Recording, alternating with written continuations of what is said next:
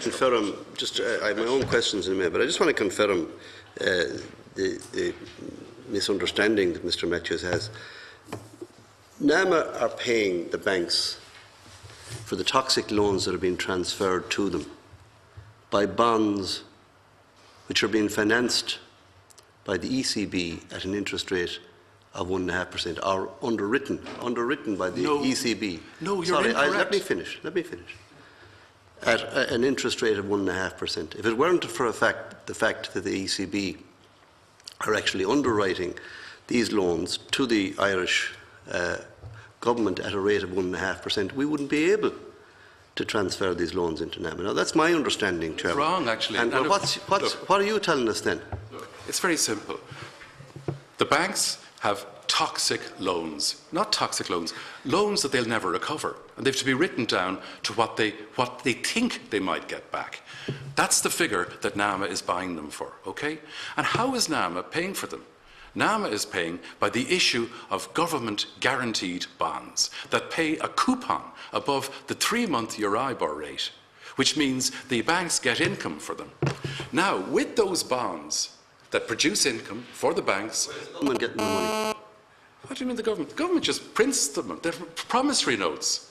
They'll get the money eventually to pay them back from the recoveries of the loans. Are you saying the ECB has nothing to do with this? The ECB might have something to do with this. What they've said is, and this was the attraction, this is what Brian Lennon said to me personally on the 6th of November, was the attraction, that there's only 0.5% above the ECB rate if the banks use the bonds that they get for getting loans from the ECB. Cheap ECB loans. You see, the ECB might have something to do with this. Is that what you're saying? They'll only have something to do with it if the banks go to the ECB and say, we'd like a loan, please, against the security of the bonds.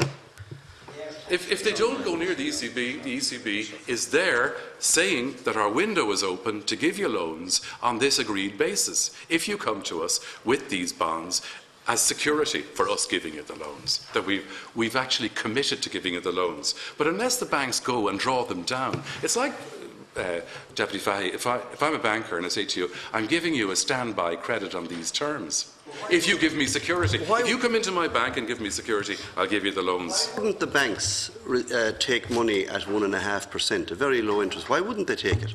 And why wouldn't they use that money to start lending again, as the government have required them to do, to the tune of 12 billion over the next 2 years? Why wouldn't they do that?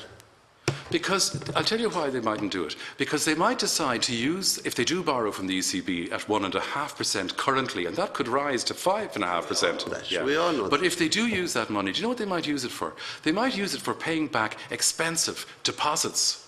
Because deposits are expensive for the banks.